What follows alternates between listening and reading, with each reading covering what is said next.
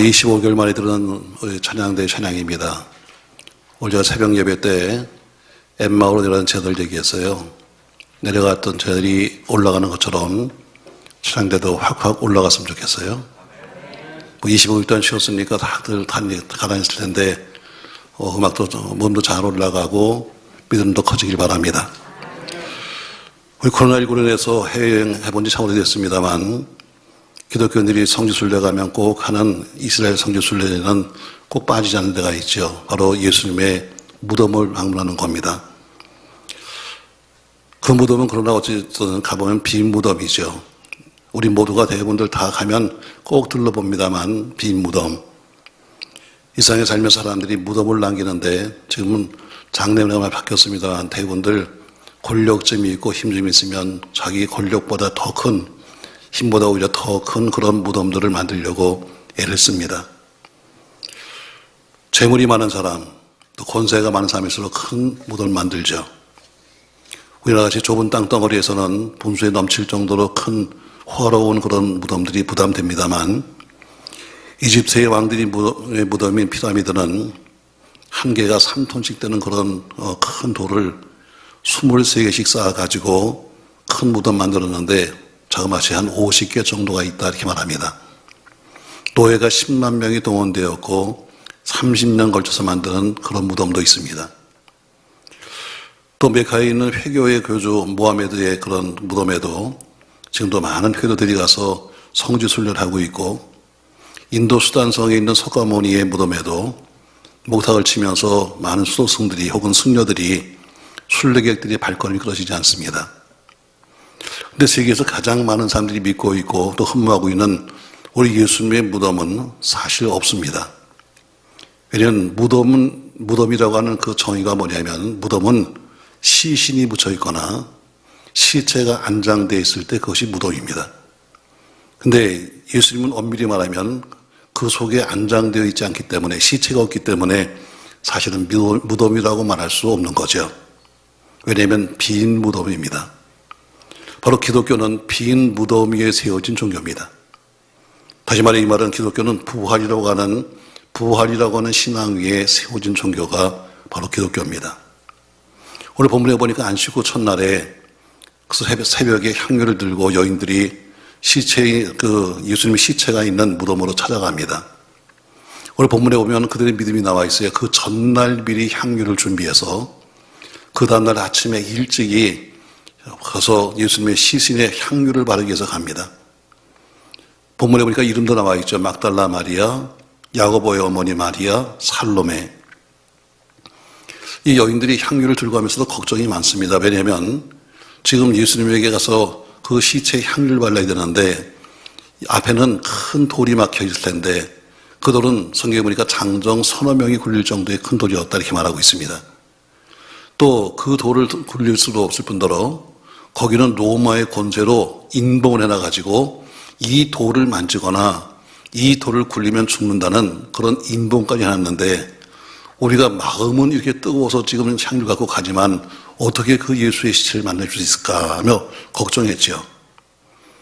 근데 여자들이 예수님 무덤 앞에 가보니까 이미 무덤을 막고 있던 돌은 굴러져 있고 거기 천사들이 여긴 주님이 계시지 않는다. 오늘 이렇게 말씀하고 있습니다. 자, 말씀 16장 6절 말씀 같이 한번 읽겠습니다. 청년이 이르되 놀라지 말라. 너희가 십자가에 못 박히신 나사렛 예수를 찾는구나. 그가 살아나셨고 여기 계시지 아니하니라. 보라 그를 두었던 곳이니라 하면서 여인들이 빈 무덤을 보게 되었습니다. 하나님이 보내신 천사들에게 직접 예수의 부활의 소식을 들었죠. 이 여인들이 가서 제자들에게 말합니다. 가서 보니까 예수가 부활했더라. 예수님이 안 계셔. 했더니 그 말을 들은 베드로가 직접 와서 봅니다.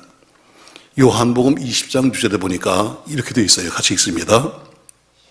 시몬 베드로는 따라와서 무덤에 들어가 보니 세마포가 놓였고 또 먹이를 쌌던 수건은 세마포와 함께 놓이지 않고 딴 곳에 쌌던 대로 놓여 있더라. 아멘. 이건 베드로가 본 겁니다. 예수의 시신이 있나 들어봤더니 예수의 시체를 묶었던 세마포 옷은 한편에 단정히 놓여져 있었고 예수의 머리를 묶었던 그 수건은 따로 개켜 있는 것을 그가 보았다. 이렇게 말씀합니다. 결국 오늘 예수의 무덤은 빈 무덤입니다. 그럼 오늘 그 빈 무덤이 여러분과 저에게 무슨 말을 하고 있느냐? 오늘 저는 본문을 중심으로 해서 빈 무덤이 말한다. 이런 제목으로 말씀하려고 합니다. 빈 무덤이 우리에게 말하고 있습니다. 도대체 뭘 말하고 있는가 하면 세 가지 말하고 있어요. 이 빈 무덤은 예수 부활의 확실성을 여러분과 저에게 말하고 있습니다. 예수 부활이 확실하다. 이것을 빈 무덤이 지금 말하고 있는 거예요. 자, 죽은 사람이 살아날 수 있을까? 이것은 실로 믿기 어려운 겁니다. 기독교 역사 2000년 동안에 수십 많은 논쟁거리가 뭐냐면 예수가 어떻게 부활할 수 있냐? 바로 이것이었습니다. 불신자도 그렇고 신자도 그렇고 많은 사람이 말은 부활하지만 그러나 정말 예수가 부활했을까는 의심을 갖는 거죠.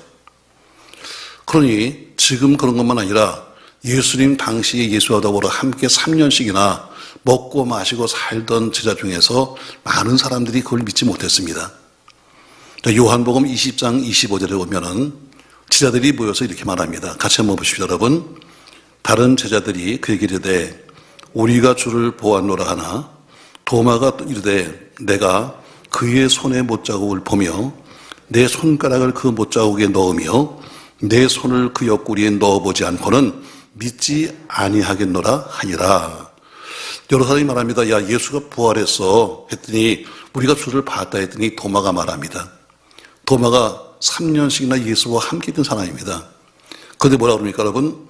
내가 그의 손에 못자국을 내가 봐야지 믿겠다. 또 내 손가락으로 직접 그 못자국에 한번 넣어봐야지 내가 믿겠다. 또 내 손을 그가 창에 찔렸던 그 옆구리에 내가 손을 넣어보지 않고는 내가 믿을 수가 없지 하면서 도마는 이야기합니다. 전혀 부활의 사실을 믿으려고 하지 않는 겁니다. 그런데 이렇게 두려움과 의심에 쌓여있는 그 제자들을 찾아오셨습니다. 예수님이 사망과 것을 이기시고 부활하셔서 직접 그들에게 오셔서 확인시켜 주셨습니다. 요한복음 20장 26절입니다. 말씀 같이 읽겠습니다. 여드레를 지나서 제자들이 다시 집안에 있을 때에 도마도 함께 있고 문들이 닫혔는데 예수께서 오사 가운데 서서 이르시되 너에게 평강이 있을지어다 하시고 도마에게 이르시되 네 손가락을 이리 내밀어 네 손을 보고 네 손을 내밀어 내 옆구리에 넣어보라. 그리하여 믿음 없는 자가 되지 말고 믿는 자가 되라. 도마가 대답하여 이르되 나의 주님이시요 나의 하나님이시니이다. 예수께서 이르시되 너는 나를 번고로 믿느냐? 보지 못하고 믿는 자들은 복되도다 하시니라. 그렇게 제자들이 모여서 서로가 난 예수님 봤다. 어떻게 그 예수님이 부활하냐? 내가 직접 보고 내가 직접 만져보지 않으면 못 믿어 하는 그 뒤로 8일 뒤에 모여있는 그들에게 예수님이 오셨습니다. 그리고 도마에게 말합니다. 도마야, 한번 네가 직접 네 손가락을 내밀어서 한번 네 손에 한번 네가 만져봐라. 네가 손을 내밀어서 내 옆구리를 한번 네가 만져봐. 그랬더니 도마가 만지지도 아니하고 말하기를 예, 당신은 나의 주님이시요 나의 하나님입니다. 주님 말씀하십니다. 넌 나를 번고로 믿니? 보지 못하고 믿는 사람은 더 복된 거야. 이렇게 말씀했습니다. 그 당시 제사장들이나 로마의 권력이 예수의 무덤을 굳게 인봉했습니다. 다시 말해 이거 만지면 너흰 죽어 하면서 권세가 인봉해놨습니다. 누구도 마치 만지지 못하게 하였지만 분명히 무덤은 열려 있었습니다. 그 무덤은 성경에 보니까 장정 서너 명이 굴릴 정도로 큰 돌이었었는데 큰 돌로 막았습니다. 또 로마의 권세로 인봉했습니다. 로마의 군병들이 파수꾼들이 지켰습니다. 그런데 예수님의 무덤은 입구에 돌이 씌워지고 빈 무덤이 되었습니다. 우리는 예수의 부활을 여러 가지로 증명해 볼 수가 있습니다. 신약 성경 약 3분의 2의 내용이 뭐냐면 전부 다 예수의 부활 사건을 증명하는 이야기입니다. 만약에 예수의 부활 사건이 거짓말이라면 성경 자체가 거짓말입니다. 우리가 믿는 이 성경이 거짓말이죠. 그러면 우리가 이 성경을 믿는다면 자연스럽게 우리는 성경에 써 있는 3분의 2가 기록되어 있는 바로 부활의 기록을 의심 없이 믿어야 하는 겁니다. 무엇보다 주님의 부활의 확실성은 남이 아니라 주님이 직접 말씀했습니다. 평소에도 주님께서 어때요? 내가 부활할 것이다. 여러 번 얘기했어요. 마태복음 5장 18절 말씀 보면 이렇게 말씀해요. 진실로 너희에게 이르노니 천지가 없어지기 전에는 율법의 1.1획도 결코 없어지지 아니하고 다 이룬다. 결국 이 말씀은 이룬다고 말씀하신 것처럼 그 예수님께서 어때요? 내가 직접 부활할 것을 말씀했어요. 그러니까 우리가 예수를 믿고 이 말씀을 믿으면 자연스럽게 믿을 수밖에 없는 거죠. 요즘 대통령 선거 끝난 다음에 또 지방 선거를 앞두고 있습니다. 세상 정치인들이 선거에 출마해서 나름대로 공약을 내놓습니다. 또 그들이 원하는 대로 당선이 된다 할지라도 그 사람이 진실성과 혹은 어떤 능력의 한계를 벗어나서 하고 싶어도 못하는 게 많습니다. 저희 대부분의 이제 교단들은 가을에 총회를 합니다. 장로교라든가 저희 선교교는 5월에 총회가 있습니다. 지금 이제 저희도 총회장을 새로 뽑기 위해서 지금 이제 여러 가지 이제 사람들이 다니고 있는데 며칠 전에 유튜브로 해가지고 공약을 발표하더라고요. 보니까 저도 총회장을 해봤습니다만 어쨌든 안 되는 것도 속입니다. 근데도 자신 있게 말합니다. 어떤 분이 말합니다. 우리는 학교가 지금 다 어려운데 학교를 살리기 위해서 우리는 의과대학을 만들어야 합니다. 간호대학도 만들어야 되고 무엇도 만들어야 되고 했더니 누가 질문합니다. 제가 알아보기는 그렇게 만들려면 최소한도 한 4천억 필요가 되는데 4천억이 있습니까? 생길 줄로 믿습니다. 웃겨. 또 어떤 후보는 말합니다. 지금 다 농어촌교가 힘든데 우리가 한 달에 100만 원씩만 그들에게 보내주면 삽니다. 그럼 100만 원씩 보내면 그런 교회가 한두 개인가 여러분? 수백 개인데 그러면 당신이 수억을 낼 겁니까? 아니요. 다른 교회에서 거둘 겁니다. 다 공약입니다. 우선 되고 보는 거죠. 되고 나서 그 다음에 하면 다행이고 안 되면 하고는 싶었지만 여건이 안 됩니다. 다 공약입니다. 부부생활도 마찬가지. 여러분, 남편이 아내에게 한 이야기 또 아내가 남편에게 한 그런 이야기가 하고는 싶었지만 그러나 안 되는 경우가 상당히 많습니다. 사는 자녀에게도 철석같이 약속을 했습니다만 그러나 부모의 능력의 한계 때문에 못 해주는 것도 상당히 많잖아요. 그러나 사람들은 이렇게 공약을 하지만 하나님 말씀은 뭐예요? 진실이라고 말씀해 주십니다. 근데 그 말씀은 일정에서 바뀌지 않는데 그분이 하신 말씀이 뭐냐면 내가 부활한다는 이야기입니다. 이에 대해서 대주교인 패트릭 감독은 말합니다.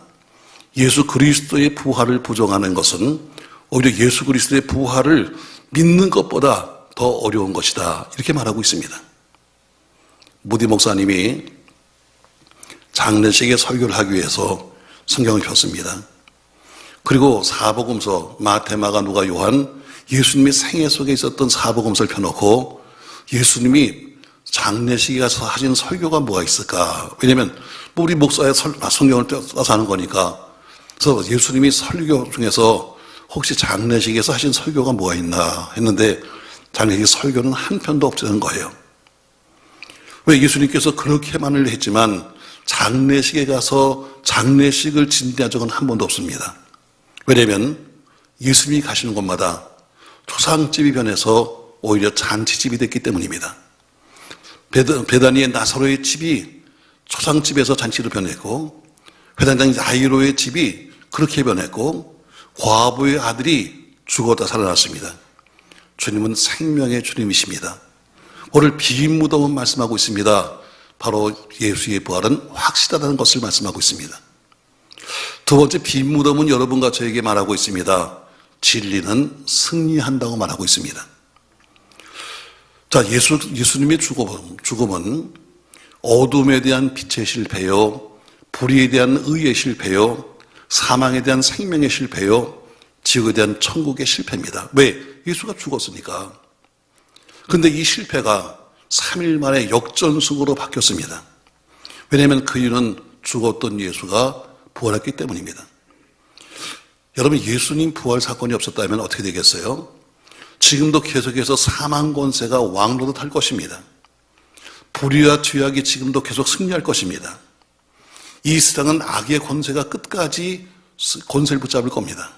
그러나 주님이 부활하심으로 어둠은 빛을 이길 수가 없고 악이 선을 이길 수 없다는 것을 보여줬고 사망이 생명을 이길 수 없다는 것을 우리에게 보여준 겁니다. 지금부터 약 2000년 전에 이 우주에 있는 모든 악들이 다 동원되어서 하나님의 아들 예수를 십자가에 못 박았습니다. 그리고 장사치러서 죽였습니다. 사단은 자기 힘을 총동원해서 이 땅의 모든 불의와 어두움과 어둠의 세력과 악의 무리를 총동원해가지고 하나님의 아들 예수를 십자가에 죽였습니다. 그리고 땅속에 묻었습니다. 그리고 나오지 못하도록 문 앞에 큰 돌을 맞고 가서 인봉을 했습니다.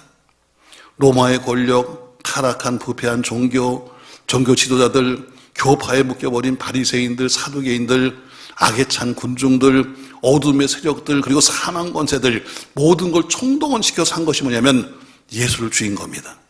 그런데 3일 만에 예수가 부활하시면서 빈 무덤을 남기셨습니다. 그 빈 무덤은 여러분과 저에게 오늘 이렇게 말하고 있습니다. 진리는 불의보다 강하다. 사랑은 미움보다 강하다. 선은 악보다 강하고 빛은 어둠보다 강하며 천국은 지옥보다 강하다고 빈 무덤은 여러분과 저에게 말하고 있습니다. 사랑하는 성도 여러분, 인류의 역사에 보십시오. 여러분, 불의가 승리한 적이 별로 없습니다. 거짓이 계속해서 승리한 적이 있습니까? 여러분, 없습니다. 최후까지 악이 선을 이기고 승리한 적이 있습니까? 없습니다. 역사에 강대한 자기들의 힘을 가지고 약소국가를 짓밟은 나라가 오늘까지 그 세력을 떨치고 있는 나라가 지금 있습니까? 없습니다. 악의 명성을 떨치던 독재자들, 그들의 종말은 어떻습니까, 여러분? 그들이 과연 그의 종말이 아름답고 승리한 최후를 마치었나요? 아닙니다, 여러분. 나폴레옹은 헬레나 섬에서 외로이 죽었습니다. 히틀러는 자기 애인과 더불어서 권총으로 자살했습니다. 이태리 무솔리는 자기 부관의 총에 맞아서 최후를 맞이했습니다. 이 땅의 불의와 어둠이 활개치고 부패한 정치가 거짓된 죄악과 부정하는 자가 일시적으로는 잘 될 수 있습니다만 밖으로 보기엔 승리한 것 같지만 제3일이 되면 그들은 결국 무너지는 것을 믿으시기 바랍니다. 결국 이게 뭡니까 여러분? 결국 진리는 이긴다는 이야기입니다. 당장은 불의가 이기는 것 같고 당장 악이 승리하는 것 같지만 그러나 제3일이 되면 반드시 진리는 이긴다는 겁니다. 영국의 대역사가 토인비는 역사가였던 토인비가 한 얘기입니다. 세계 역사를 연구한 결과 결론을 쓰라면 거짓과 악의 세력이 1세기 100년 이상을 지배한 일이 없다는 것은 사실이다. 역사입니다. 그가 역사를 쓰면서 결론이 뭐냐? 거짓과 악의 세력이 그렇게 기승을 떨어도 1세기 100년 이상 권세를 잡은 적은 없었다는 겁니다. 사랑하는 성도 여러분, 오늘 빈 무덤은 여러분과 제게 말하고 있습니다. 진리는 반드시 이긴다. 여러분 어려워도 진리 속에 살고 어려워도 항상 오른편에 서시길 주의 이름으로 축복합니다. 세 번째, 빈 무덤은 여러분과 제게 뭘 또 말하고 있습니까? 우리 영생을 보장해 줍니다. 바울은 고린도교에 편지를 쓰면서 고린도서 15장 14절 말씀에서 이렇게 말씀하고 있습니다. 그리스도께서 만일 다시 살아나지 못하셨으면 우리가 전파하는 것도 헛것이요 너희 믿음도 헛것이다. 또 15장 19절 말씀에서는 만일 그리스도 안에서 우리가 바라는 것이 다만 이 세상의 삶뿐이면 모든 사람 가운데 우리가 더욱 불쌍한 자다 이렇게 말합니다. 다시 말해 우리가 지금 믿는 그 예수가 이 땅에서만 존재한다면 우리가 지금 믿는 것이 맨날 이 땅에서 잘 먹고 잘 살고 그리고 자식이나 잘 되는 그 정도로 간다면 우린 참 불쌍한 인생이라고 말하고 있습니다. 그리고 바울은 감히 사망을 향해서 소리쳤습니다. 사망아 너희 쏘는 것이 어딨냐? 너희의 이김이 어딨냐 하면서 죽음을 향해서 바울은 당당하게 큰 소리쳤습니다. 주님은 제한된 이상의 왕이 아니십니다. 그분은 천국의 왕이시요 영생의 나라의 왕이십니다. 우리는 그분을 왕중왕이다 이렇게 부르는데 그 표현 가지고 예수를 표현할 수 없습니다. 예수님이 빌라도 앞에 끌려가면서 계속 매를 맞았습니다. 침뱉음을 당했습니다. 남들에게 조롱을 당했습니다. 그러나 예수님은 한마디 말하지 않으셨습니다. 침묵이었습니다. 예수님은 그렇게 어려움을 당해도 침묵하시면서 있었습니다. 그런데 빌라도가 물었습니다. 내가 유대인의 왕이냐? 침묵하던 예수님이 처음으로 입을 열었습니다. 그래, 내가 왕이다. 그러나 나의 나라는 이 세상의 나라가 아니다. 이렇게 말했습니다. 그렇게 침묵으로 일관하시면서 모든 것을 참고 계시던 주님, 그 한마디, 네가 왕이냐? 그래, 네가 말한 대로 내가 왕이다. 단 나는 이 땅의 왕이 아니라, 이 나라의 왕이 아니라, 이 세상의 왕이 아니라, 나의 나라는 이 세상이 아니야. 이 얘기는 뭐니까 여러분, 다른 나라가 있다는 것을 암시해주고 있는 겁니다. 이 나라가 무슨 나라입니까 여러분? 천국을 말하고 있고 영생의 나라를 말씀하고 있습니다. 주님은 부활을 통해서 이 나라와 우리의 영생을 확실하게 우리에게 보장하시는 겁니다. 주님은 모든 부활의 첫 열매십니다. 고린도서 15장 20절 말씀에 바울은 이렇게 말하고 있습니다. 그러나 이제 그리스도께서 죽은 자 가운데서 다시 살아나사 잠자는 자들의 첫 열매가 되었다. 이렇게 말하고 있습니다. 무슨 얘기입니까 여러분? 주님의 부활은 내가 살았으니 너도 산다. 내가 부활했으니 너도 부활한다 하는 확실한 보장인 것을 믿으시기 바랍니다. 우리 인류는 지금까지 계속해서 연구한 것 중에 가장 큰 것이 뭔지 아십니까? 사람이 어떻게 하면 더 오래 살까? 이게 우리의 연구 큰 과제입니다. 인간의 욕망 중에서 더 살고 싶다는 그런 욕망보다 더 큰 건 별로 없을 겁니다. 중국에 팽조라는 사람이 있는데 이 사람은 800살을 살았대요. 참 지겹게 살았잖아요. 800살.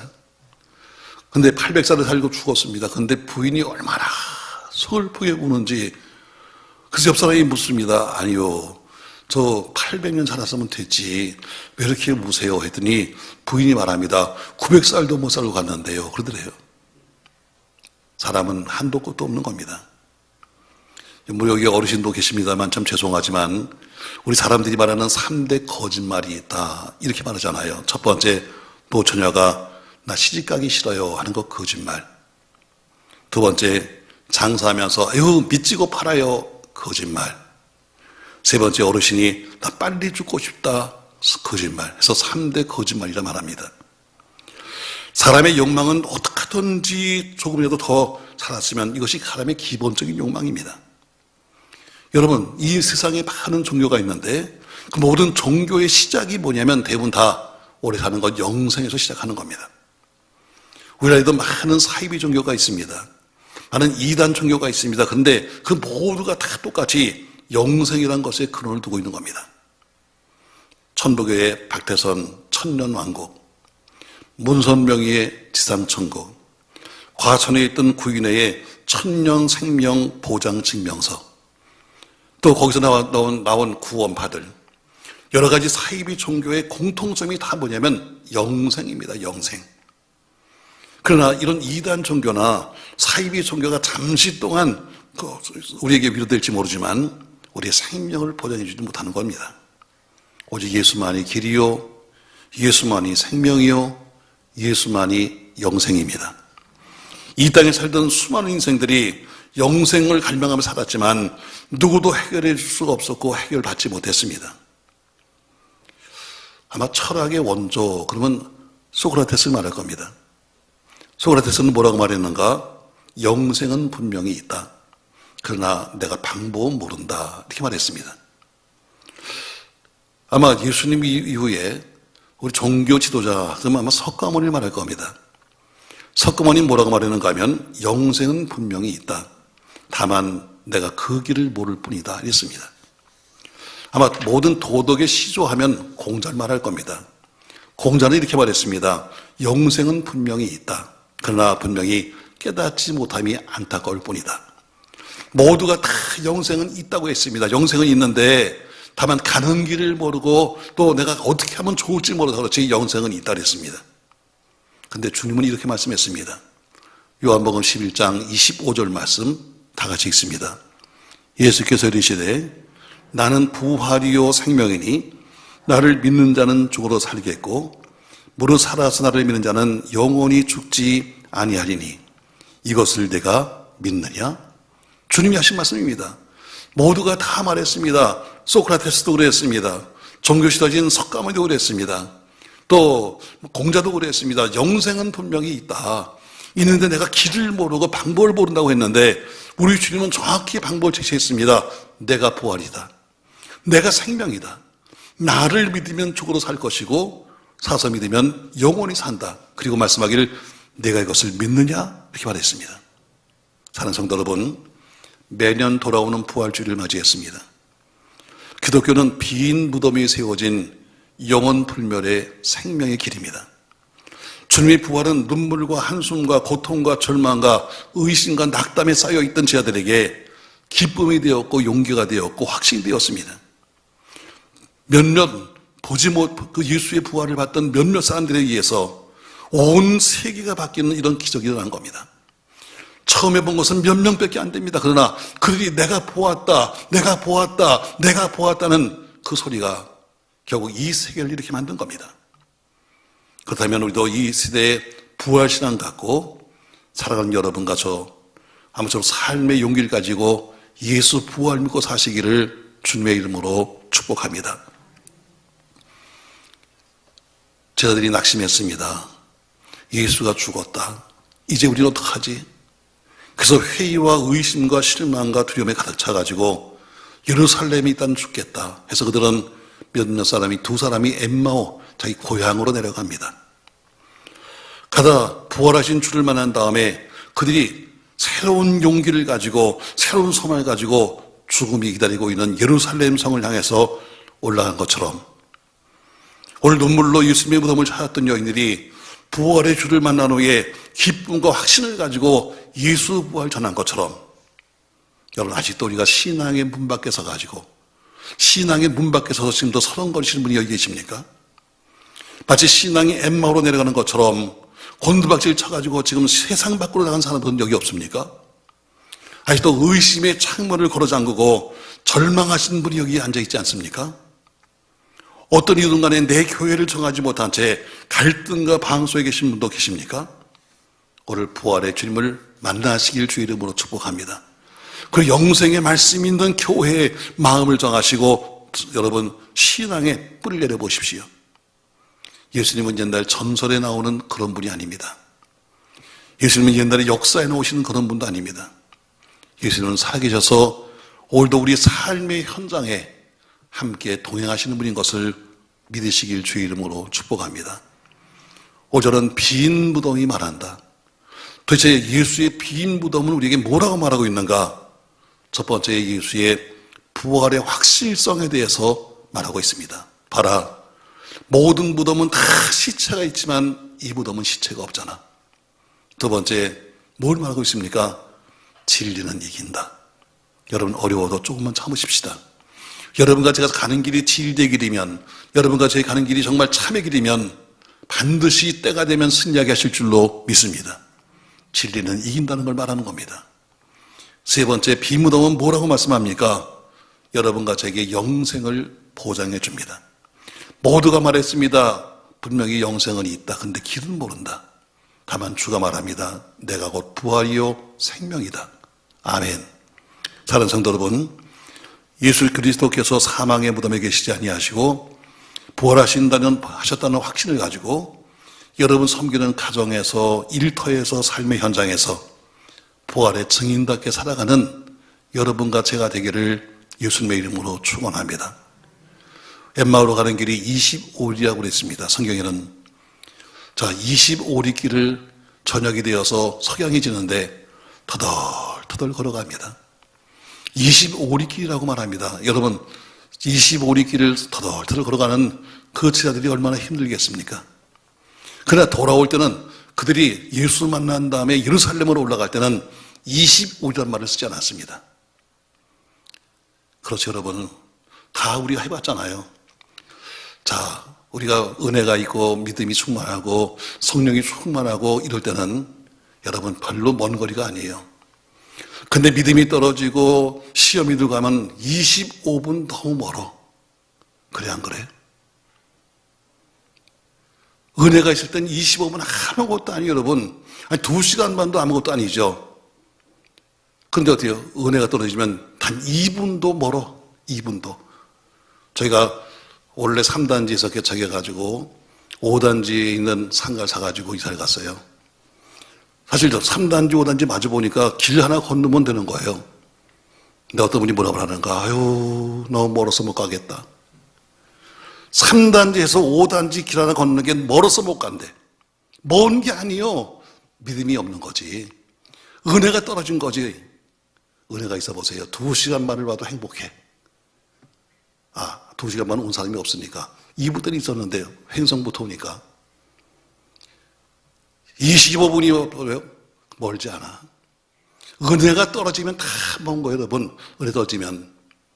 여러분, 엠마오로 내려간 자들이 터덜터덜 걸어갔지만, 올라올 때는 25년 만을 쓰지 않냐고 그들이 부지런히 가는 것처럼, 여러분과 제가 승리를 위해서 부지런히, 여러분의 삶을 위해 부지런히 달려가는 부활의 증인 되시기를 예수님의 이름으로 축원합니다.